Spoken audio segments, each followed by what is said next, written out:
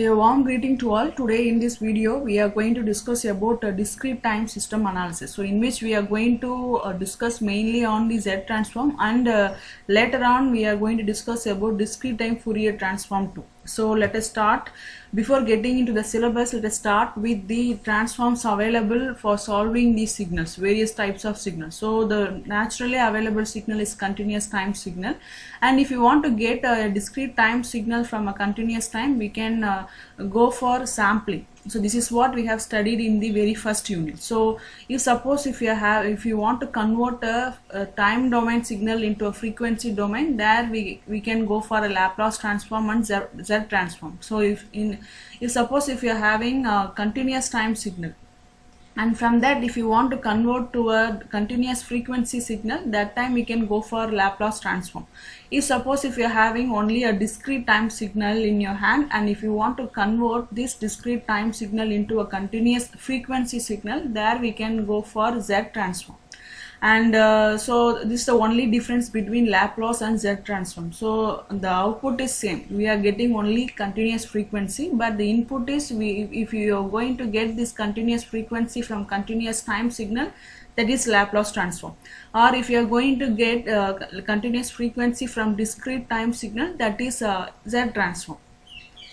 So another one is discrete time Fourier transform. So if you are going to convert a discrete time signal into a discrete frequency, that is for that conversion we require discrete time Fourier transform. So these two transforms we are going to discuss in this unit.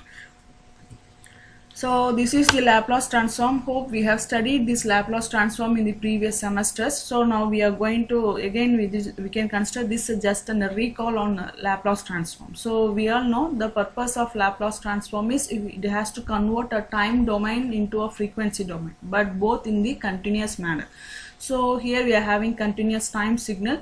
The continuous time signal is x of t. So we are going to convert this to a continuous frequency. That frequency will be of complex frequency, and in Laplace we are going to take this as a space domain, that is S domain, and the representation of S domain is x of s. So here, since it is a complex frequency, we can write this value of S as sigma plus j omega. It is a real and imaginary part, so you can plot like this.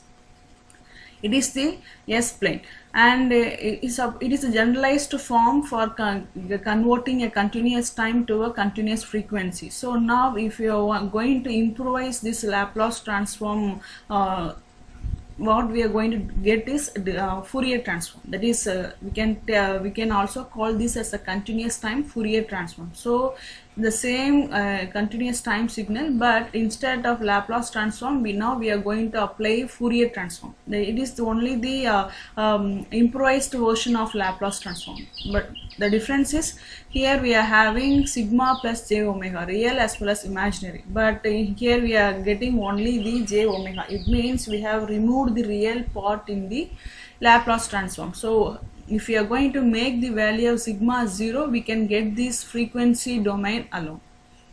Okay, and so for getting this one, we are going to apply a free transform called Fourier transform. So since it is a continuous time signal, we can also call this as a continuous time Fourier transform. So now we'll discuss about the Z transform. It is more or less going to behave like a Laplace transform. There we had a continuous time signal, but here we are having discrete time signal. So the thing is, there we are converted that continuous time to S domain. Here instead of S domain, we are going to convert to Z domain. So the input signal is x of t there. Here we are having x of n. So there we have taken Laplace transform. Here we are taking Z transform, and the representation of Z domain is x of z. So the value of z is r e power j omega. Here this symbol is different. So but we are calling this also as a sigma. Here too we are having a sigma. So for differentiating the angular frequency included in the continuous time signal and the frequency included in the discrete time signal, so you can call this omega as small omega and this as the big omega. Okay, and again, if you are going to do some changes in the Z transform, we will be getting a discrete time Fourier transform. So in at that time we will be having only the frequency response output.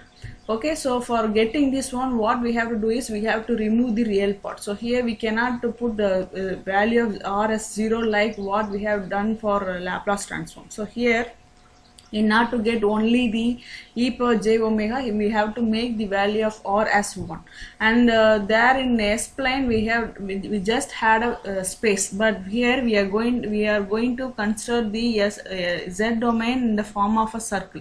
So mostly the value of R will be a will be 1, so we can call this as a unit circle. So we'll discuss the reason for making the value of R as 1 later mathematically.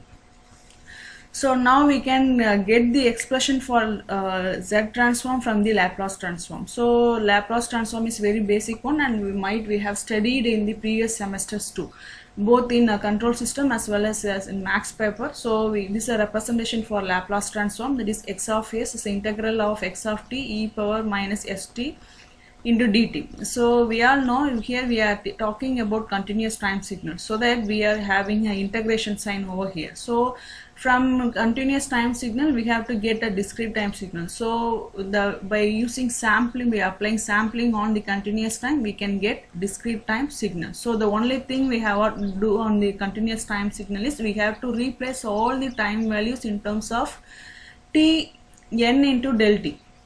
So this is what we have done here, and now we have converted this continuous time signal into a discrete time signal. So this is x of n, the coefficient of x of n is z. So now we can make it to a generalized form, that is x of z is the summation of n varies from minus infinity to infinity, x of n into z power minus n. So x of n is a discrete, so that here we are using summation.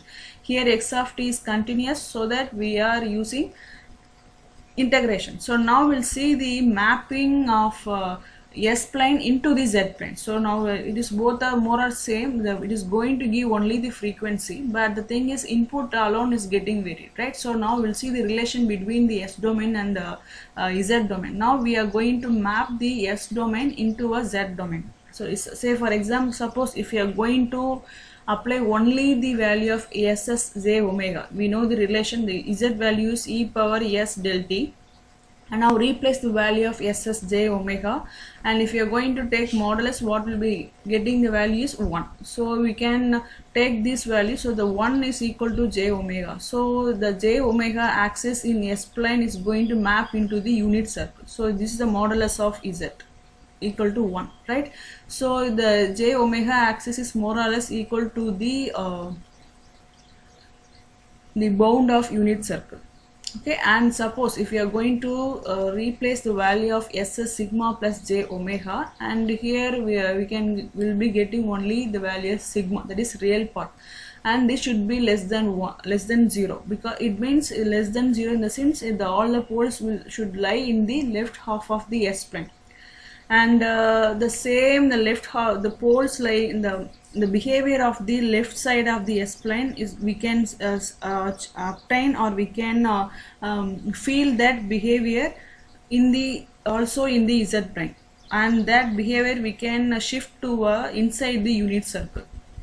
So here it is having the LHP, and the LHP should be less than the 0. So we are making this value inside the unit circle, because this circle is having a radius 1. So all the values what we are having on the left side of S plane is will be converted or will be shifted to the Z plane, but inside the unit circle. So this is what we are trying to convey from this mapping.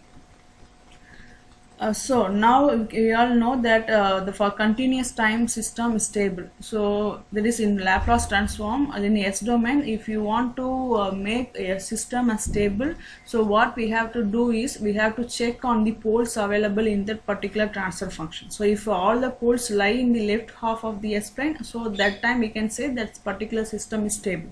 So the same thing we are going to do in a Z transform. Z plane. Okay, so there we are discussed about continuous time system, but here we are going to discuss about discrete time system. So if you want to make a discrete time system as stable, here too we are going to discuss about the poles. So only based on the location of poles we are going to convey the stability about the system. So here we are having poles on the left side, but here we have mapped all the left side of the values inside the unit circle. So if the poles are inside the unit circle, we can say the discrete time system is stable. So more or less Z transform is behaving like as Laplace transform. So only thing is there we are talking about a continuous time system, here we are talking about a discrete time system. So now we can since we are talking about the discrete time signal, we can represent all this discrete time signal in the form of a difference equation. So we can apply Z transform only to difference equations, and by applying Z transform for such difference equations we can obtain a frequency as well as a time domain responses, because the time domain, this is continuous frequency and discrete time frequency. This is what we are trying to mean here. Okay, so this is the general definition for Z transform. You can say that x of z is the summation of n varies from minus infinity to infinity, x of n z power minus n. Here x is capital and here x is small. Okay, and we all know z is a complex variable, x is r e power j omega. So it is in the Euler's form, so we can write this as a cos theta plus j sin theta. So instead of theta, here we are having big omega, and this is the representation of this equation in Z domain.